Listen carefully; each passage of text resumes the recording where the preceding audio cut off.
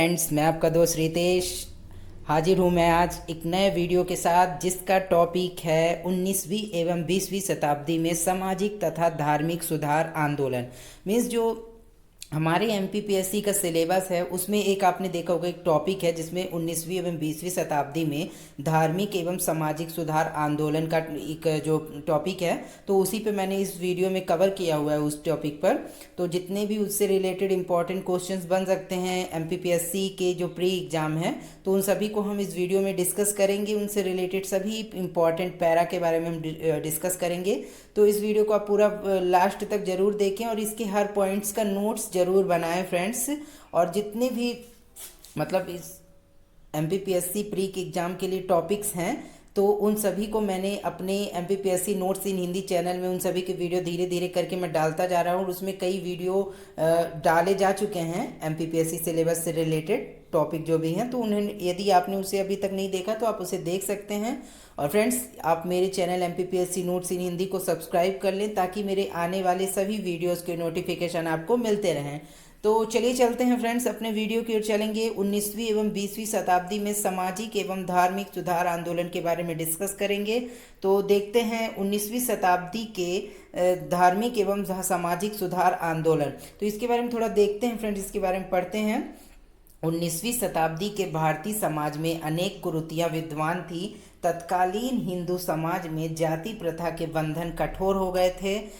जो उस समय 19वीं शताब्दी के समय जो कुरीतियां तो विद्यमान थी, लेकिन जो जो जाति प्रथा वगैरह काफ़ी ज़्यादा माना जाता था उस समय पर हिंदू समाज में, ठीक है ना, उसके बंधन कठोर होते गए थे और छुआछूत की भावना काफ़ी ज़्यादा विद्यमान बलवती हो गई थी। और सती प्रथा, बाल हत्या और सती प्रथा, इन सभी का प्रचलन था उस समय पर। और समाज में अंधविश्वास व रूढ़िवादिता व्याप्त थी। मूर्ति पूजा व धर्म से संबंधित कर्म कांड की प्रधानता थी, ठीक है। और सौभाग्य से इसी समय अनेक महान विभूतियों यथा राजा राममोहन राय, स्वामी दयानंद सरस्वती, स्वामी विवेकानंद, महादेव गोविंद रानडे आदि का ध्यान समाज में व्याप्त इन दोषों की ओर गया। ये जब सब जो महापुरुष थे फ्रेंड्स, इन सभी का जो ध्यान था, जो समाज में व्याप्त विभिन्न प्रकार के दोष थे, उन पर गया और इन्होंने एक बेड़ा उठाया कि हम इसे सुधार करेंगे, समाज में कुछ नए चेंजेस लाएंगे। ये सभी इन्होंने तय किया, ठीक है ना। तो इन्होंने समाज में व्याप्त दोषों को दूर करने का बेड़ा उठाया और परिणाम स्वरूप सामाजिक तथा धार्मिक सुधार आंदोलनों की बाढ़ सी आ गई। मतलब जब इन्होंने तय कर लिया कि नहीं, हम अब समाज में सुधार लाएंगे, ये जो कुरीतियाँ, अंधविश्वास ये सभी पैदा हुए हैं समाज में, इन सभी को हटा कर ही रहेंगे।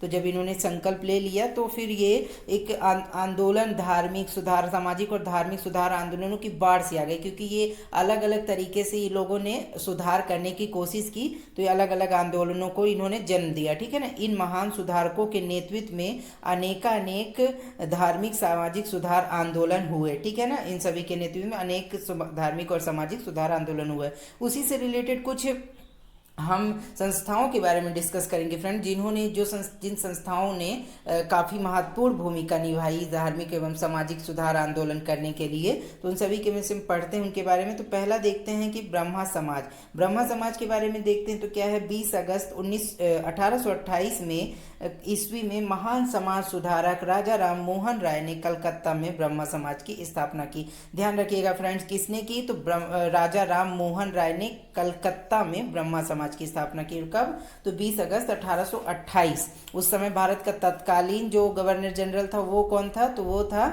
उस समय पे लॉर्ड विलियम बेंटिक था, ठीक है ना। और तत्कालीन भारतीय समाज में, उस समय का जो भारतीय समाज था, उस समय व्याप्त कुरीतियों को दूर करने के लिए आंदोलन चलाया गया, ठीक है ना फ्रेंड्स। जो विभिन्न प्रकार की कुरीतियां विद्यमान थी समाज में, उन सभी को दूर करने के लिए आंदोलन चलाया गया। उन्हें अपने सतत प्रयासों से सती प्रथा, मतलब ये जो राजा राम मोहन राय जी थे, इन्होंने अपने सतत प्रयास, जो लगातार प्रयास करके सती प्रथा, बाल विवाह, कन्यावध को लॉर्ड विलियम बेंटिक, जो कि उस समय के गवर्नर जनरल हुआ करते थे भारत के, तो उनके सहयोग से इन सभी को बंद करा दिया, ठीक है ना। और विधवा विवाह को, मतलब विधवाओं को फिर से पुनः विवाह को प्रोत्साहन देने की दिशा में कार्य किया, ठीक है ना। 1830 में समाचार पत्रों की स्वतंत्रता स्वतंत्रता में बाधक नियमों को विरुद्ध सफल आंदोलन चला।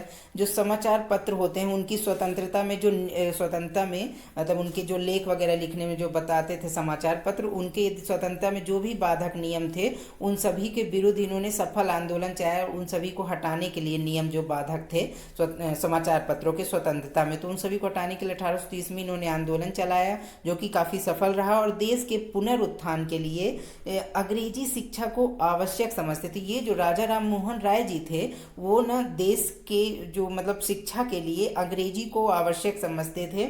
अतः उन्होंने कलकत्ता में एक कॉलेज की स्थापना की जो प्रेसिडेंसी कॉलेज बन गया। ठीक है ना, क्या बन गया? प्रेसिडेंसी कॉलेज बन गया। तो देखिए फ्रेंड्स, आगे देखते हैं। वे एकेश्वरवादी थे। 27 सितंबर 1833 में ब्रिस्टल में उनकी मृत्यु के पश्चात ब्रह्मा समाज का नेतृत्व देवेंद्रनाथ टैगोर ने संभाला। जब 1833 में ब्रिस्टल में राजा राम मोहन राय जी की मृत्यु हो गई तो फिर ब्रह्मा समाज का नेतृत्व किसके हाथों में आ गया? तो ये देवेंद्रनाथ टैगोर थे, उनके हाथों में चला गया।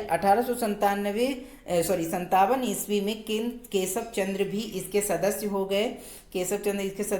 किंतु टैगोर से मतभेद हो जाने के कारण, देवेंद्रनाथ टैगोर जो थे उनसे मतभेद हो जाने के कारण उन्होंने ब्रह्म समाज ऑफ इंडिया की स्थापना की। जो ये केशव चंद्र जी थे इन्होंने ब्रह्म समाज ऑफ इंडिया की स्थापना की और बाद में इसमें दो दल बन गए। मतलब जब इन्होंने ब्रह्म समाज ऑफ इंडिया की स्थापना की लेकिन इसके भी बाद में दो दलों में टूट गया। ठीक है ना, दो भागों हो गए।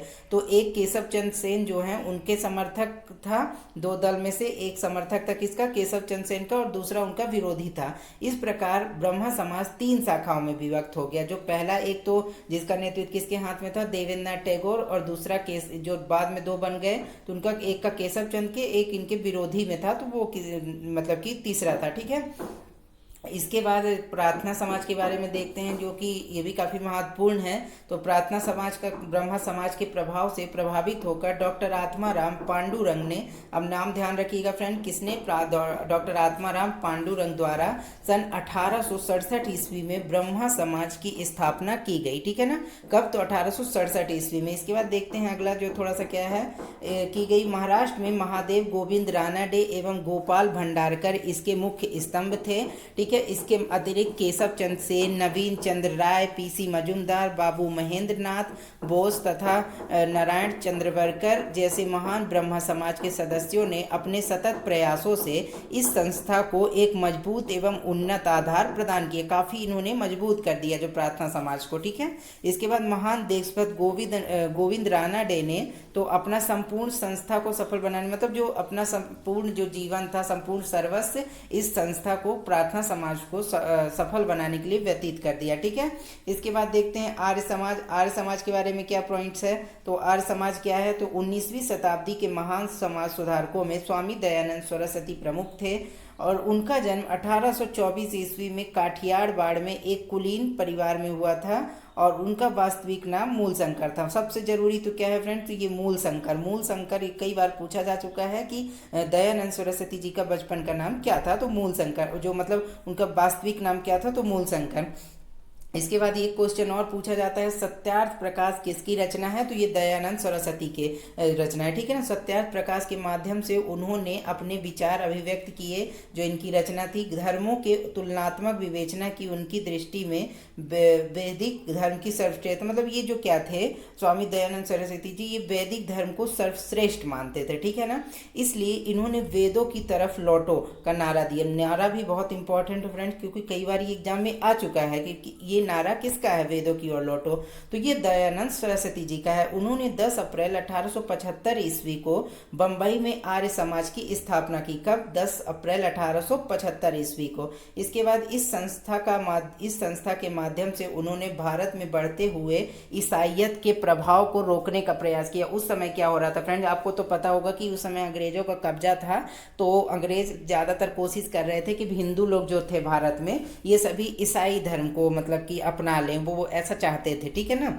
तो इन्होंने क्या किया कि ईसाइयत के प्रभाव को रोकने का प्रयास किया। ठीक है ना, किसने? दयानंद सरस्वती जी ने। 1883 ईस्वी में दयानंद सरस्वती जी की मृत्यु हो गई। ठीक है, इसके बाद देखते हैं कि इसके थोड़ा पॉइंट, सामाजिक धार्मिक सुधार आंदोलनों में आर्य समाज को अत्यधिक सफलता प्राप्त हुई। जो सामाजिक धार्मिक सुधार आंदोलन थे इसमें आर्य समाज को अत्यधिक सफलता प्राप्त हुई सुधार करने में, ठीक है।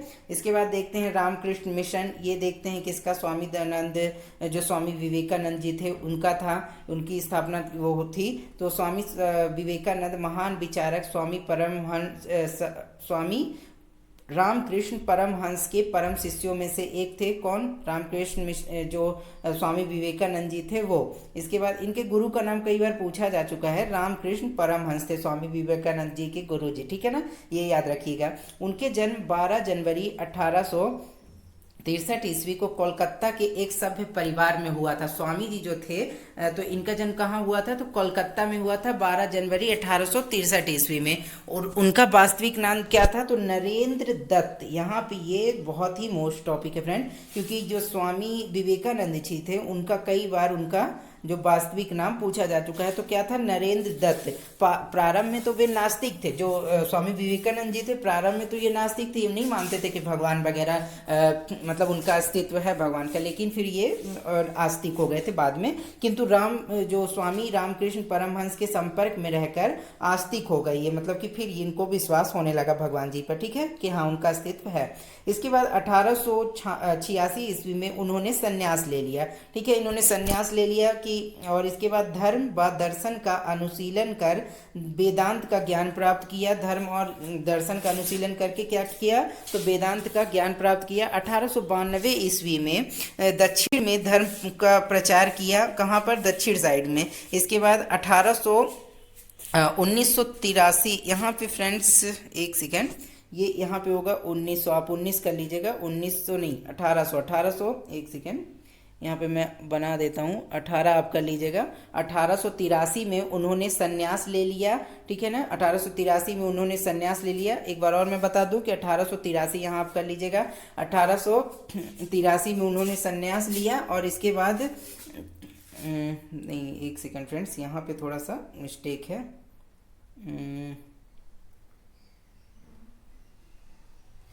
ये 2 लाइन आप यहाँ पे फ्रेंड्स ये छोड़ दीजिएगा, ये मैं काट दे रहा हूँ, ये लाइन यहाँ पे ये डबल हो गया है, तो ये आप नहीं लिखेंगे इसे, ठीक है ना। 1892 में ईस्वी में क्या किया इन्होंने? तो दक्षिण में प्रचार किया। और उसके बाद यहाँ से अपन देखेंगे 1893 ईस्वी में शिकागो में, जो कि अमेरिका में है, धर्म सम्मेलन में भाग लिया, ठीक है, जो काफ़ी ज़्यादा यहाँ से ये प्रसिद्धि प्राप्त किए तथा अमेरिका में हिंदू धर्म का प्रचार किया इन्होंने जाकर, ठीक है ना। 1893 में ध्यान रखिएगा कि शिकागो में इन्होंने धर्म सम्मेलन में भाग लिया अमेरिका के। इसके बाद 1887 ईस्वी में रामकृष्ण एसोसिएशन की स्थापना की, ठीक है ना। कब? 1887 ईस्वी में इन्होंने रामकृष्ण एसोसिएशन की स्थापना की, जो कि इनके नाम, गुरु के नाम पर था, रामकृष्ण, ठीक है ना। किंतु किन्हीं कारणों से वह चल नहीं सकी, मतलब जो रामकृष्ण एसोसिएशन था जो ये चल नहीं पाया, ठीक है ना। और 1887 ईस्वी में उन्होंने रामकृष्ण मिशन की स्थापना की, ये तो काफ़ी चला फ्रेंड, ठीक है ना। समाज सेवा के क्षेत्र में संस्था ने महत्वपूर्ण योगदान दिया।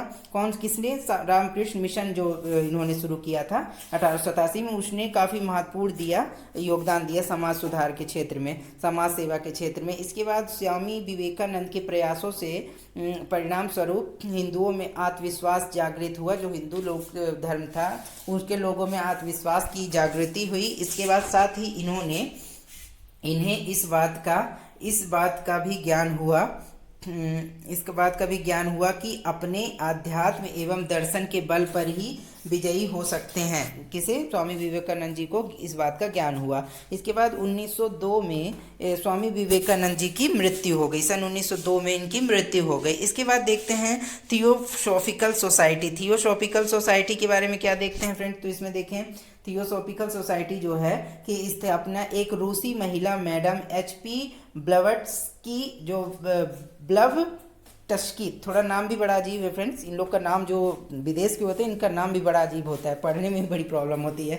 तो क्या नाम था? HP ब्लवट्स्की तथा एक अमेरिकन सैनिक अधिकारी SS अल्काट द्वारा 1875 ईस्वी में अमेरिका स्थित न्यूयॉर्क में की गई। इसके पश्चात ये लोग भारत आए, ठीक है ना। जब पहले थियोसॉफिकल सोसाइटी की स्थापना कहाँ हुई थी, तो ये न्यूयॉर्क में, अमेरिका के न्यूयॉर्क में स्थापना की गई थी। इसके बाद ये लोग भारत आए। भारत में इन्होंने 1882 ईस्वी में मद्रास के निकट अडयार में थियोसॉफिकल सोसाइटी के केंद्र को स्थापित किया। भारत में एक आयरिश महिला एनी बेसेंट इस सोसाइटी की अध्यक्ष बनी, ठीक है ना। जब स्थापित किया गया भारत में तो एनी बेसेंट इसकी अध्यक्ष बनी। उन्होंने अपने पूर्ण जीवन इस सोसाइटी के उद्देश्यों को प्रचार प्रसार करने में व्यतीत कर दिया। किन्होंने, तो एनी बेसेंट जो कि इसकी अध्यक्ष बनी थी, ठीक है। इसके बाद इस सोसाइटी का उद्देश्य समन्वयवादी था, उद्देश्य समन्वयवाद था, ठीक है। इसके बाद संस्था के अनुयायी धर्मों के महत्व को स्वीकार करते थे। जो संस्था के जो अनुयायी थे उस जुड़े थे तो वो धर्म के जो महत्व को स्वीकार करते थे, किंतु हिंदू धर्म को ये सर्वश्रेष्ठ मानते थे, ठीक है ना। और नस्ल, धर्म, भाषा, लिंग, जाति आदि के भेदभाव को इस संस्था के अनुयायी स्वीकार नहीं करते थे। ये सभी चीज़ों को ये लोग नहीं मानते थे, ठीक है ना। इस संस्था का मुख्य उद्देश्य प्राचीन हिंदूवाद को पुनः स्थापित करना था, ठीक है ना। ये उद्देश्य ध्यान रखिएगा आप, क्या था, प्राचीन हिंदूवाद को पुनः स्थापित करना था इस संस्था का उद्देश्य। इसके बाद युवा बंगाल आंदोलन के बारे में देखते हैं, ये क्या था। 19वीं शताब्दी से तीसरे दशक के अंतिम वर्षों में एक Anglo Indian Henry William Derozio के नेतृत्व में बंगाल में युवा बंगाल आंदोलन हुआ। इस आंदोलन में स्वतंत्रता, समानता तथा सत्य से प्रेम करने का आह्वान किया गया। किसमें, ये जो आंदोलन हुआ उसमें। इसके बाद इस समानता तथा सत्य से प्रेम करने का आह्वान किया गया। और इस आंदोलन के अनुयायी क्रांतिकारी सच्चे देशभक्त थे। आंदोलनकारियों द्वारा नारी शिक्षा, समानता, ईस्ट इंडिया कंपनी के चार्टर में संशोधन, प्रेस की स्वतंत्रता, भारतीय मजदूरों के प्रति न्याय, किसानों का शोषण न करने की मांग की गई थी, ठीक है ना। इस आंदोलन में इन सभी मांगों को रखा गया था। इसके बाद यह आंदोलन बहुत व्यापक ना हो सका, किंतु इस आंदोलन से प्रेरित होकर बम्बई में यंग बम्बई आंदोलन तथा मद्रास में यंग मद्रास आंदोलन चलाया गया, ठीक है ना। इसके बाद देखते हैं बहावी आंदोलन। बहावी आंदोलन से रिलेटेड क्या पॉइंट है। 18वीं शताब्दी के प्रथम भाग में अरब निवासी अब्दुल बहाव के नेतृत्व में बहावी आंदोलन हुआ था, ठीक है ना। इसका नाम याद रखिएगा, इनका क्या नाम था, अरब निवासी अब्दुल बहाव जी के नेतृत्व में एक बहावी आंदोलन हुआ। और इस आंदोलन ने इस्लाम की पवित्रता, ईश्वर की एकता, मनुष्य की समानता पर विशेष बल दिया, ठीक है। और भारत में इस आंदोलन का प्रचार प्रसार रायबरेली की सैयद अहमद ने किया था, ठीक है ना। इसके बाद देखते हैं अगला पॉइंट क्या है, अलीगढ़ आंदोलन। अलीगढ़ आंदोलन के बारे में क्या है। इस आंदोलन के प्रवर्तक सर सैयद अहमद खां थे और इस आंदोलन का मुख्य केंद्र एंग्लो ओरिएंटल कॉलेज था, ठीक है ना। जिसकी स्थापना सर सैयद अहमद खां ने अलीगढ़ में की थी। यह आंदोलन मुस्लिम सांप्रदायिकता को बढ़ाने में सहायक हुआ।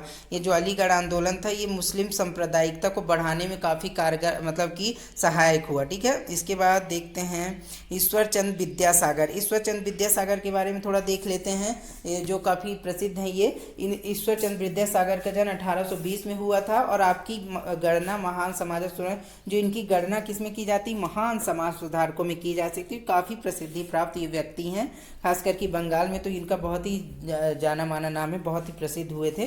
तो उन्होंने अपने सतत प्रयासों से 1856 में विधवा पुनर्विवाह कानून बनवाया, ठीक है ना। और 7 दिसंबर 1856 ईस्वी में ईश्वरचंद विद्यासागर की देखरेख में पहला कानूनी विधवा विवाह संपन्न हुआ, ठीक है ना। विधवा विवाह, जो पहला कानूनी विधवा विवाह कब संपन्न हुआ, तो 1856 ईस्वी में जब इन्होंने कानून बनवा दिया। तो उन्होंने बाल विवाह एवं बहु विवाह का घोर विरोध किया ईश्वरचंद विद्यासागर जी ने, एवं नारी शिक्षा का समर्थन किया। उन्होंने 25 बालिका स्कूलों की स्थापना की थी। कितनी, 25 बालिकाओं स्कूलों की स्थापना की थी। इसके बाद थोड़ा देखते हैं जो हमारा लास्ट वो है उसके बारे में देखते हैं क्या है, सिख धर्म सुधार आंदोलन। तो इसके बारे में देखते हैं क्या है। 19वीं शताब्दी के अंत में अमृतसर में खालसा कॉलेज की स्थापना से इस आंदोलन का प्रारंभ हुआ, ठीक है। सिख धर्म सुधार आंदोलन का प्रारंभ कब हुआ, खालसा कॉलेज की जब स्थापना की गई अमृतसर में, तब इसका जो शुभारंभ हुआ, आंदोलन का प्रारंभ हुआ। इसके बाद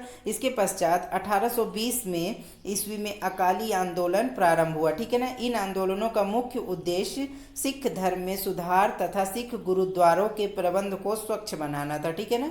आंदोलन का मुख्य उद्देश्य क्या था? सिख धर्म में सुधार तथा सिख गुरुद्वारे जो थे उनका प्रबंध को स्वच्छ बनाना था। ठीक है ना। और इसके बाद 1922 में इस सरकार ने शिरोमणि गुरुद्वारा प्रबंधक समिति नामक एक्ट पारित किया।